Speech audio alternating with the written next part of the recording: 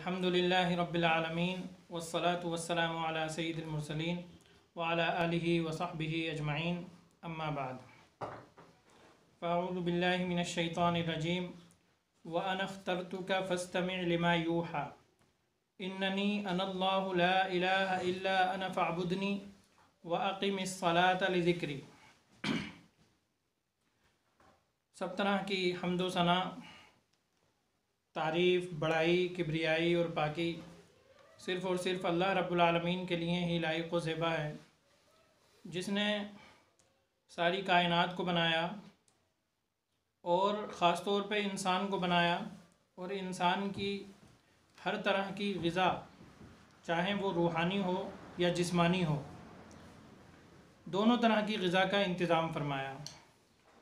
चुनांचे बारिश बरसाई ताकि हमारे जिस्म को खुराक मिल सके, और अल्लाह ने वही नाजिल फरमाई ताकि हमारी रूह को उसकी खुराक मिल जाए। रहमत व सलाम नाजिल हो अल्लाह के तमाम अंबिया और नेक बंदों पर, खुसूसन आखिरी नबी अहमद मुस्तफ़ा मोहम्मद मुस्तफ़ा सल्लल्लाहु अलैहि वसल्लम पर। अल्लाहुम्मा सल्लि अला मुहम्मदिन व अला आलि मुहम्मद कमा सल्लैता अला इब्राहीम व अला आलि इब्राहीम इन्नका हमीदुम मजीद। अल्लाहुम्मा बारिक अला मुहम्मद व अला आलि मुहम्मद कमा बारकता अला इब्राहीम व अला आलि इब्राहीम इन्नका हमीदुम मजीद। पिछले दर्स में ये बात हुई थी कि अल्लाह रब्बुल आलमीन को पहचानने का, उसकी मारिफत हासिल करने का सबसे अच्छा तरीक़ा क्या है, और बताया गया था कुरान और हदीस की रोशनी में कि सबसे अच्छा तरीक़ा अल्लाह को पहचानने का और सबसे आसान तरीक़ा यह है कि अल्लाह के नामों में गौर व फ़िक्र किया जाए, क्योंकि अल्लाह रब्बुल आलमीन जो अपने नामों को इस्तेमाल करता है अपने कलाम में, वो ऐसे ही नहीं है। उसका मकसद है, उसका मकसद ये है कि अल्लाह रब्बुल आलमीन अपने बंदों से चाहता है कि वो मुझे इन नामों की रोशनी में पहचानें, इन नामों से मुझे पुकारें और इन नामों की रोशनी में मेरी सिफ़ात को समझें, अल्लाह के अफ़आल को बंदे समझें अल्लाह के नामों की रोशनी में। और बताया गया था कि दुनिया में जो इंसानों के नाम होते हैं उसके माना नहीं होते हैं, वो मीनिंगलेस होते हैं। जैसे किसी का नाम आरिफ है तो ज़रूरी नहीं है कि मारिफत उसके पास हो, किसी का नाम आलिम है तो ज़रूरी नहीं है कि इल्म उसके पास हो। तो मीनिंग मुराद होता ही नहीं है, वो शख्स मुराद होता है जिसका नाम आरिफ है, वो शख्स मुराद होता है जिसका नाम आलिम है। लेकिन अल्लाह के नाम में और बंदों के नाम में ये डिफरेंस है कि अल्लाह के नाम इससे जुदा हैं।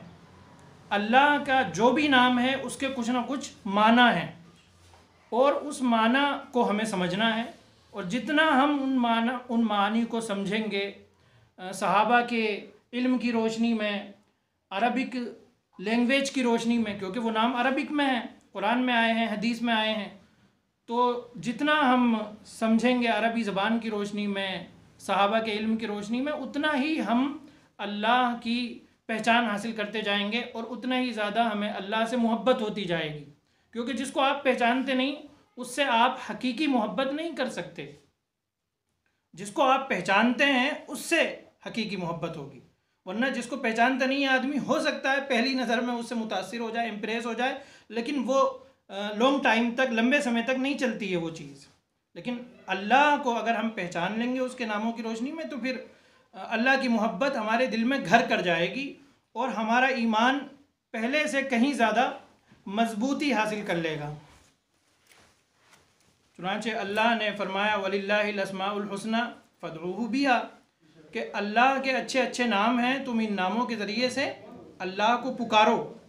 तो अच्छे नाम जो हैं ये ऐसे ही तो नहीं है, सिर्फ अल्लाह में अलिफ है, लाम है और फिर आखिर में हा है, तो सिर्फ अलिफ लाम हा अगर इसके माना ना होते तो सिर्फ ये होना अच्छे के लिए काफ़ी नहीं है। अच्छे अच्छे नाम हैं मतलब वो अच्छे अच्छे मानी पर दलालत करने वाले हैं, अच्छे मानी को, अच्छी सिफ़ात को अल्लाह के लिए साबित करते हैं। फदऊहु बिहा, और लिहाजा तुम उसके ज़रिए से दुआ करो। और जब आदमी को पता ही नहीं होगा कि रज़्ज़ाक़ के क्या माना है, तो वो कैसे दुआ करेगा उन नामों के ज़रिए से, उन नामों को इस्तेमाल कैसे करेगा अपनी दुआओं में। आदमी को पता ही नहीं होगा अलीम के क्या माना है, तो वो कैसे उसको दुआ में इस्तेमाल करेगा। अफ़ू अल्लाह का एक नाम है अफ़ू, उसको पता नहीं होगा तो कैसे इस्तेमाल करेगा। तो बहरहाल आज के इस दर्स में हम अल्लाह लफ्ज़ जो सबसे अहम नाम है अल्लाह ताला का, उसके बारे में हम गौर व फिक्र करेंगे, उसके मानी को समझेंगे कि जो लफ्ज़ अल्लाह है, जिसे लफ्ज़ जलाला भी बोला जाता है अरबी ज़बान में, यानी जो सबसे अहम नाम है अल्लाह ताला का, वो क्या है।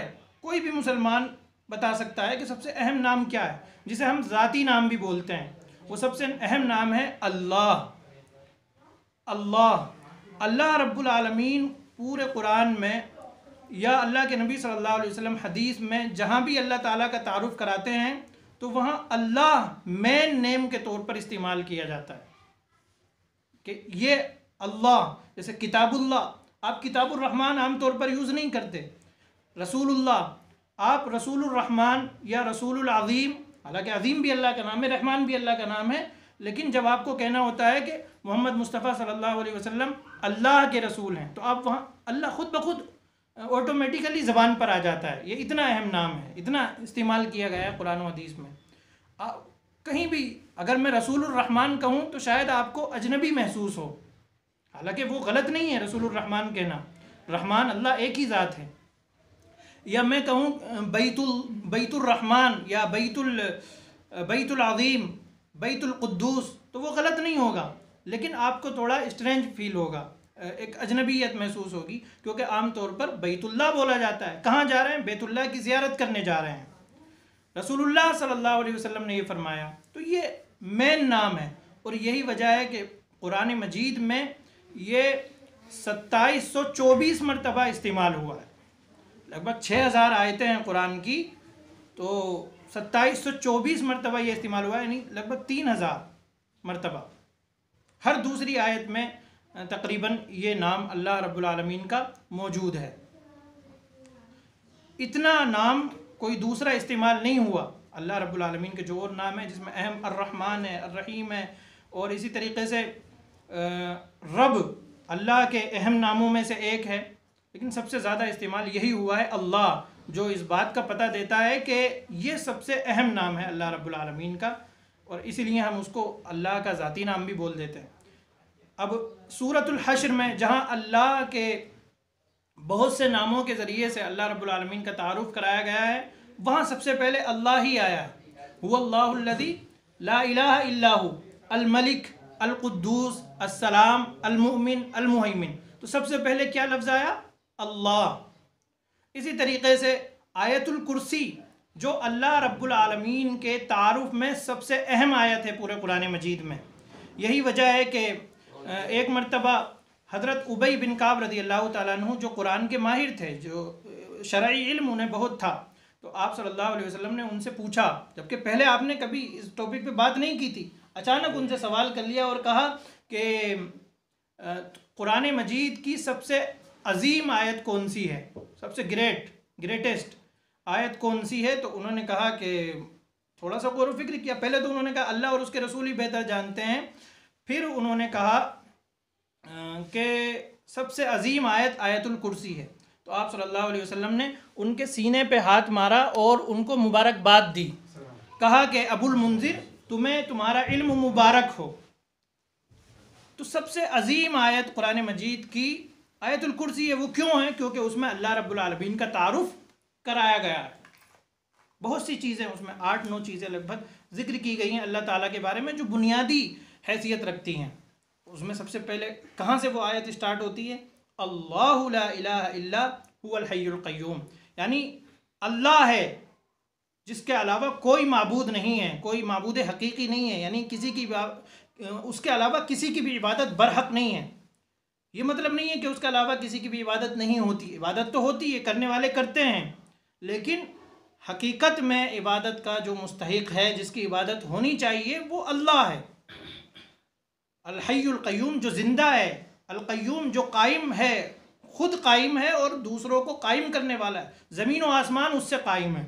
ला ताख़ुज़ुहु सिनतुन वला नौम, ना उसे ऊँघ आती है ना उसे नींद आती है, यानी वो सोता भी नहीं है। फिर उसके बाद कहा गया लहू मा फिस समावाति व मा फिल अर्द, उसी का है जो कुछ आसमानों में और जो कुछ ज़मीनों में, यानी वो मालिक भी है, हर चीज़ का वो मालिक है जो भी कुछ यहाँ है। अब माफिस समावाति व माफिल अर्द, चूँकि आसमान हमारे सामने है, ज़मीन हमारे सामने है, तो इसलिए आसमानों और ज़मीन का जिक्र कर दिया गया, वरना कायनात तो बहुत वसी है, इसके अलावा भी बहुत कुछ है, लेकिन जो हमारे सामने की चीज़ है कह दिया गया लहू माफिस समावाति व माफिल अर्द, जो कुछ आसमानों में है जो कुछ ज़मीन में है वो उसी का है, उसी के लिए है।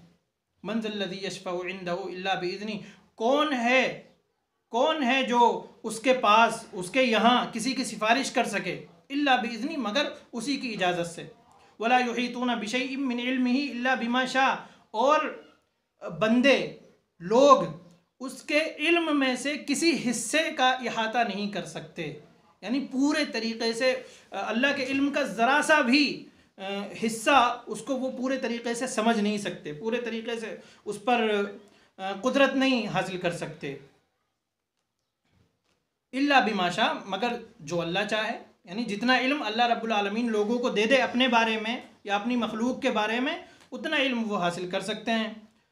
और वसिया कुर्सियुहु समावाति वल अर्द, उसकी कुर्सी आसमानों और ज़मीन पर वसी है, यानी उसको अपने घेरे में लिए हुए है। उसकी कुर्सी आसमानों और ज़मीन को वसी है, यानी आसमानों और ज़मीन उसके सामने कुछ भी नहीं है, वो उसके साए तले हैं, एक तरह से कह सकते हैं हम। और इब्न अब्बास रज़ियल्लाहु तआला अन्हु फरमाते हैं कि कुर्सी जो है ये अल्लाह के पैर रखने की जगह है। तो अर्श अलग चीज़ है और कुर्सी अलग चीज़ है, अर्श उससे भी बड़ा होगा यकीनन। वला यऊदुहु हिफ्ज़ुहुमा, और ज़मीन व आसमान की हिफाजत उसे आजिज़ नहीं करती, यानी वो उससे थकता नहीं है, वो उसकी हिफाजत से परेशान नहीं होता, उसकी हिफाजत कोई बड़ा मसला नहीं है अल्लाह रब्बुल आलमीन के यहाँ। वहुवल अलियुल अज़ीम, और वो बुलंद है, वो ऊंचा है और वो अजीम है, ग्रेट है। तो आप ये देखें, इतनी अहम आयत है इसमें अल्लाह रब्बुल आलमीन का बहुत ही अहम तारुफ पेश किया गया है और बताया गया है कि अल्लाह कौन है, वो अल्लाह क्यों है, वो इन वजहों से है अल्लाह। तो इस आयत में सबसे पहले कहाँ से स्टार्ट हुआ, अल्लाहु ला इलाहा इल्ला हुवल हय्य। इसी तरीके से सूरतों में, ये तो आयत की बात थी, सूरतों में सबसे अजीम आयत कौन सी है, वो कुल हुवल्लाहु अहद, सूरतुल इखलास है। वहाँ भी जब अल्लाह रब्बुल आलमीन ने अपना तारुफ कराया तो वहाँ भी सबसे पहले अल्लाह के ज़रिए से तारुफ स्टार्ट होता है, सबसे पहले वो अल्लाह है। अच्छा, अल्लाह का माना क्या है, इसको भी हम समझ लेते हैं। अल्लाह का माना उलमाए लुगत ने, यानी जो अरबी ज़बान के माहिर हैं, उन्होंने बयान किया है कि अल्लाह ये इलाह से निकला है, अल्लाह इलाह से निकला है, अलिफ यानी हमज़ा, लाम और हा, और इलाह के माना होते हैं ये जो अलिफ लाम और हा, ये जो माना है, ये जो कलिमा है, ये जो लफ्ज़ हैं, ये इबादत के इर्द गिर्द घूमते हैं, इलाह। तो इलाह से अल इलाह बना, अल इलाह। अल जो इस्तेमाल होता है अरबी ज़बान में वो दा के तौर पर इस्तेमाल, जैसे इंग्लिश में दा इस्तेमाल होता है, वैसे ही अरबी में अल इस्तेमाल होता है। जैसे आप कहें अ गॉड और दी गॉड, तो दोनों में फ़र्क है ना, अ गॉड और दी गॉड, तो वही फ़र्क है इलाहुन में और अल इलाह में। तो इलाह कोई भी हो सकता है, मतलब किसी को भी कहा जा सकता है, हो तो नहीं सकता कोई, लेकिन किसी को भी इलाह कहा जा सकता, कहते हैं लोग किसी को भी, चाहे उसमें इलाह की क्वालिटीज़ मौजूद हों या ना हों। लेकिन जब अल लग गया तो माना हो गया द गॉड, यानी वही अल्लाह। जैसे द गॉड हम इस्तेमाल करते हैं तो वो माना इसमें पाए जाएंगे, यानी कोई और गॉड है ही नहीं, वही गॉड है, वही अल्लाह है, वही अल्लाह है। और फिर अल इलाह को आसान करने के लिए अल्लाह हो गया, अलिफ को वहाँ से हटा दिया गया और वहाँ एक लाम जोड़ दिया गया, अल्लाह। ये माना बयान किया है उलमा किराम ने। इसका जो लैंग्वेज के हिसाब से ये कहाँ से ये लफ्ज़ आया है, ये इसकी तशरीह की है कि अल्लाह जो है इलाह से निकला है, और इलाह के माना होते हैं माबूद। तो जब अल्लाह हमने बोला तो माना यह हुआ कि ऑटोमेटिकली ये माना हो गया उसमें कि माबूद अगर कोई है तो वो अल्लाह ही है, अल्लाह, यानी इबादत उसके अलावा किसी और की हो ही नहीं सकती, और अगर हो भी जाए तो वो बातिल है, उसकी कोई हैसियत नहीं है। इबादत का असल हकदार अल्लाह ही है। तो ला इलाहा इल्लल्लाह में जो माना पाया जा रहा है, अल्लाह का जो नाम है अल्लाह, वो उसी पर दलालत कर रहा है। माबूद में तीन चीज़ें आती हैं बुनियादी तौर पे। एक तो ताज़ीम आती है, ताज़ीम, और दूसरे मोहब्बत, और तीसरे उम्मीद और खौफ। उम्मीद और खौफ। तो जब हम ये कहते हैं कि अल्लाह वही माबूद है, तो गोया हम ये कह रहे होते हैं कि ताज़ीम, मुतलक तौर पर ताज़ीम का मुस्तहिक कौन है? अल्लाह है। अल्लाह के नाम के अंदर ये चीज़ छुपी हुई है कि सबसे ज़्यादा ताज़ीम का मुस्तहिक कौन है? अल्लाह है। अल्लाह इस लफ्ज़ के अंदर, इस नाम के अंदर ये चीज़ छुपी हुई है कि सबसे ज़्यादा मोहब्बत का मुस्तहिक कौन है? अल्लाह है। हमारी सबसे ज़्यादा मोहब्बत अल्लाह से होनी चाहिए। और इंसान को अल्लाह के ज़िक्र से, जब मोमिन को इसीलिए उनसियत भी मिलती है क्योंकि वो इस काबिल है कि उससे मोहब्बत की जाए। तो मोमिनों को अल्लाह के ज़िक्र से उनसियत मिलती है, अल्लाह के ज़िक्र से इत्मीनान हासिल होता है, दिलों को सुकून हासिल होता है। और मैं अला बिज़िक्रिल्लाहि तत्मइन्नुल क़ुलूब, क्योंकि मोहब्बत के माना लफ्ज़ अल्लाह में, जो अल्लाह का नाम है उसमें पोशीदा है। और तीसरी चीज़ डर और उम्मीद, ये दोनों चीज़ें भी इसके अंदर छुपी हुई हैं लफ्ज़ अल्लाह के अंदर। यानी लफ्ज़ अल्लाह ये इस माना पर दलालत कर रहा है कि सबसे ज़्यादा उम्मीद अगर हमें किसी से होनी चाहिए, या उम्मीद अगर हमें किसी से होनी चाहिए तो वो किससे होनी चाहिए? अल्लाह से होनी चाहिए। अगर हमें डर किसी का होना चाहिए तो वो अल्लाह का होना चाहिए, क्योंकि वो अल्लाह है, वो मालिक है, वो आका है, वो कायनात को चलाने वाला है, वो रब है। तो एक तो ये माना हुए लफ्ज़ अल्लाह के, और दूसरे माना उलमाए किराम ने ये बयान किए हैं कि जब हम अल्लाह बोलते हैं तो अल्लाह मतलब खुदा, जिसकी खुदाई है, तो खुदाई ऐसे ही तो नहीं हो जाएगी। कोई अल्लाह, अगर कोई ज़ात अल्लाह है तो वो अल्लाह ऐसे ही तो नहीं हो जाएगी। तो उलमाए किराम ने बयान किया है कि अल्लाह का जो दूसरा मतलब है वो ये है कि जब हम अल्लाह बोलते हैं तो अल्लाह के जितने भी नाम हैं वो इसके अंदर ऑटोमेटिकली इंक्लूड हो जाते हैं, खुद ब खुद उसके माना जो सारी सिफ़ात हैं अल्लाह ताला की, जो सारे नाम हैं वो खुद ब खुद उसमें आ जाते हैं। जैसे अब एक इबादत का मुस्तहिक है अल्लाह रब्बुल आलमीन, तो वो क्यों है? ऐसे ही तो नहीं हो सकता। तो अगर हम इस पर गौर करें तो ये माना हमें समझने में आसानी हो जाएगी। भाई क्या जिसकी कुदरत, जिसके पास कुदरत ना हो, ताकत ना हो, वो इबादत का मुस्तहिक हो सकता है? नहीं हो सकता। या जिसकी कुदरत अधूरी हो, एक तो यह है कि कुदरत ही ना हो, या जिसकी कुदरत है लेकिन अधूरी है या किसी दूसरे से कम है, तो वो इबादत का मुस्तहिक हो सकता है? नहीं हो सकता।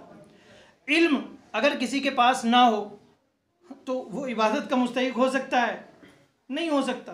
भाई हमें झुकना है, इबादत का मतलब है झुकना, गुलामी करना, बंदगी करना, पेशानी ज़मीन पर रखना। तो इंसान किसके आगे झुकेगा? जो उससे अजीम होगा। किसी अपने से छोटे को तो नहीं झुक सकता, और अगर वो झुकता है तो ये उसकी बेवकूफ़ी है, ये उसकी अकल मारी गई है, उसकी मत मारी गई है। दरख्त के आगे कोई झुक रहा है, भाई दरख्त क्या है? इंसान से बढ़ के तो नहीं है। कोई कब्र के आगे झुक रहा है, कब्र क्या है?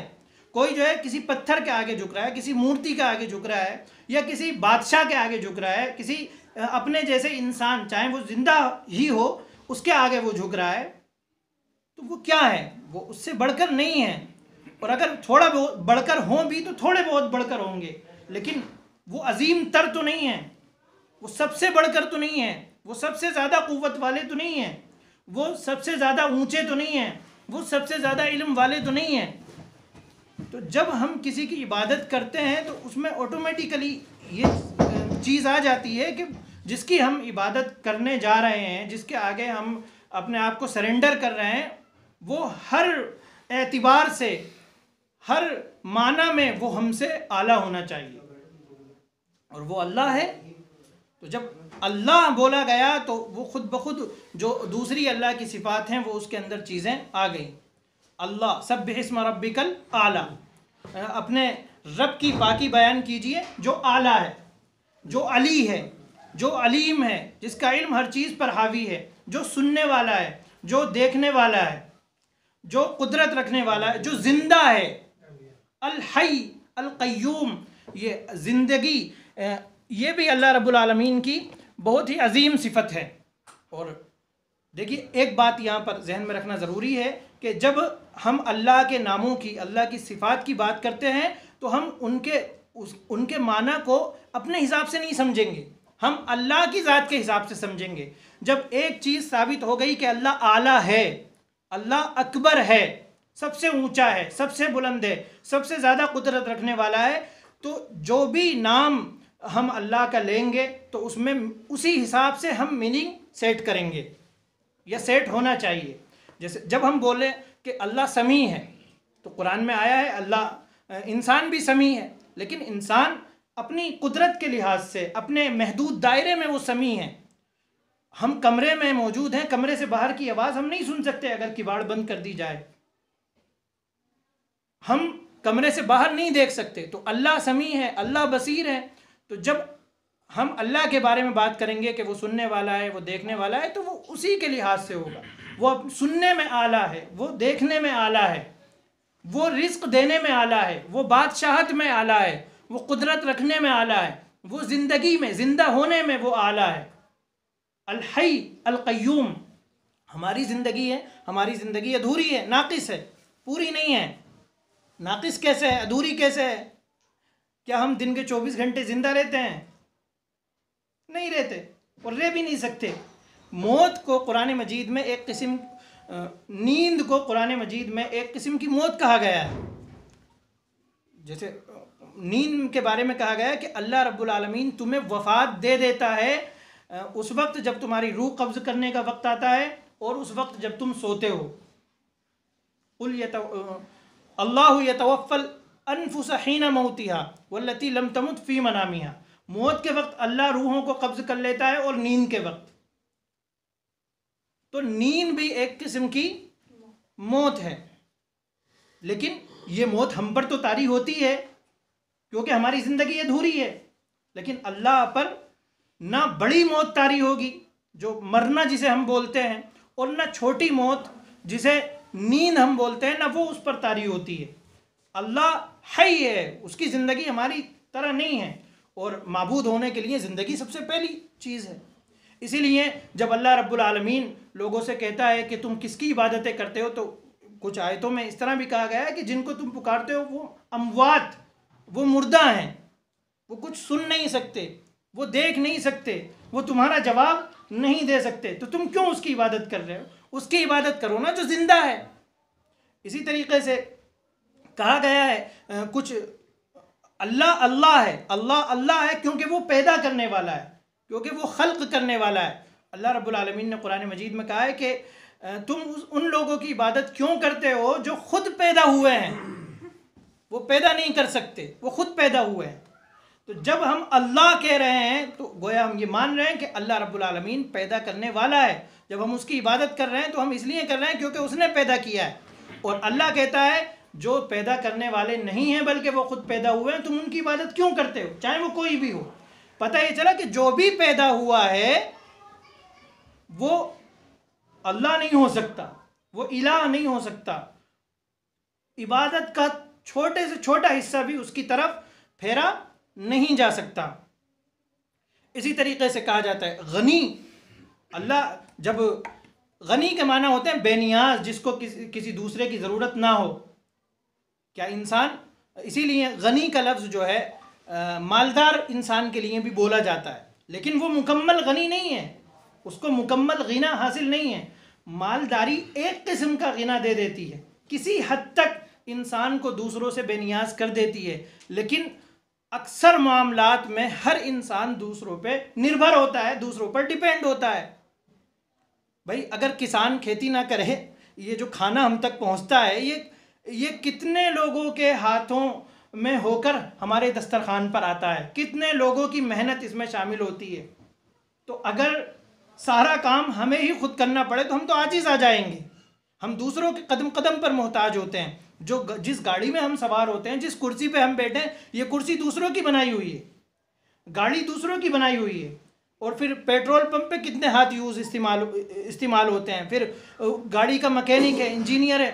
तो ये कपड़े जो हम पहन रहे हैं ये कहाँ से आए हैं? डायरेक्ट ऊपर से तो नहीं आ गए हमारे बदन पर। ये कितने हाथों से गुजर कर यहाँ तक पहुँचा है।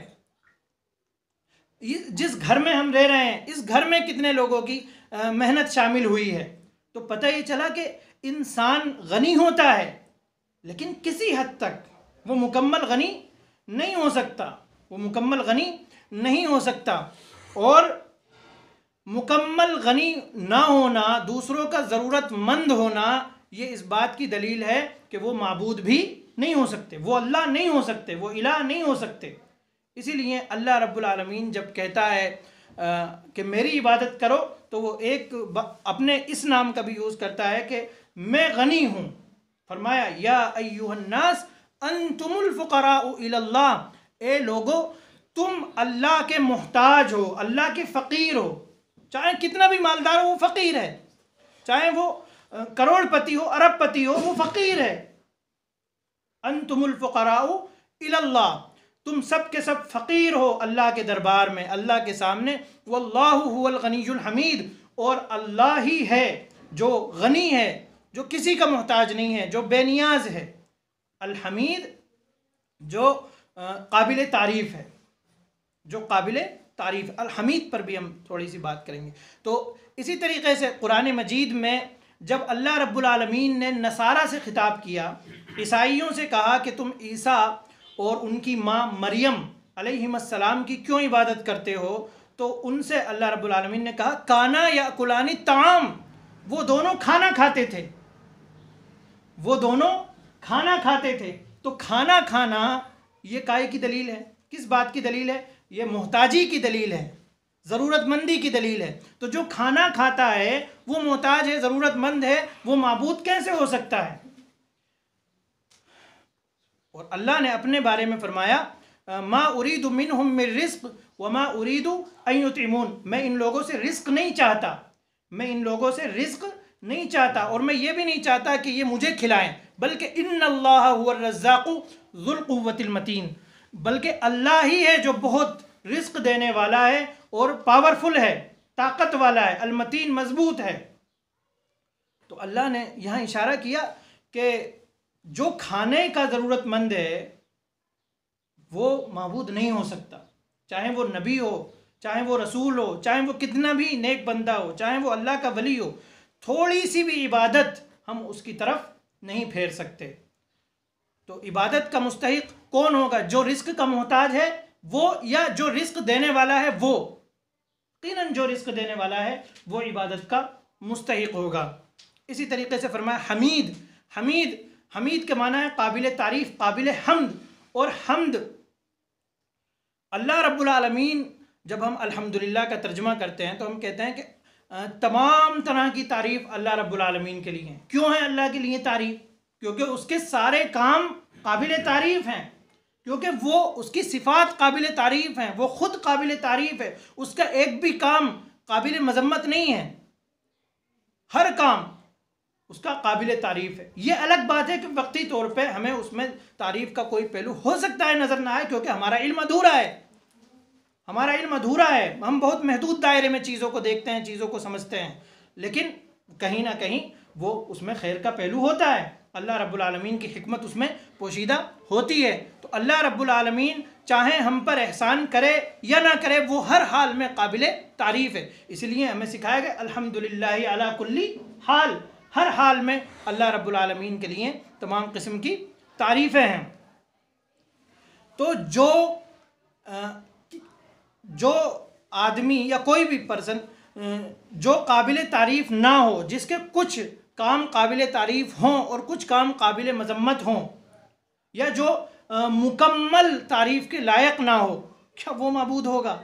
या वो माबूद होगा जो हर हाल में काबिल तारीफ़ है, जो मुकम्मल तारीफ़ों का मुस्तहिक है।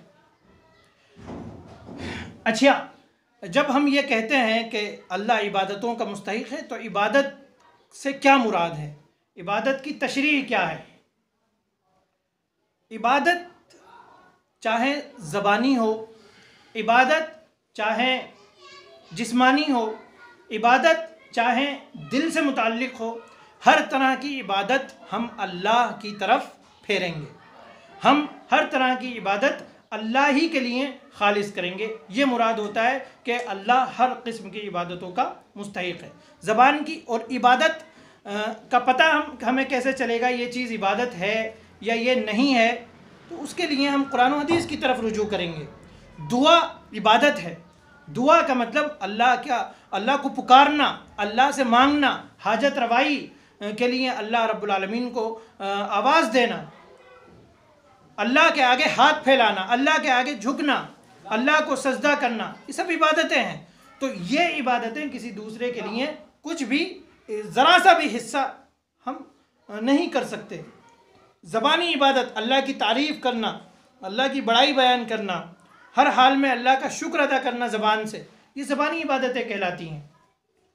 अल्लाहु अकबर हम कहते हैं, ये ज़बानी इबादत है। तिलावत हम करते हैं, ये इबादत है। अल्लाह के घर का तवाफ़ करना जिस्मानी इबादत है। हज करना ये इबादत है।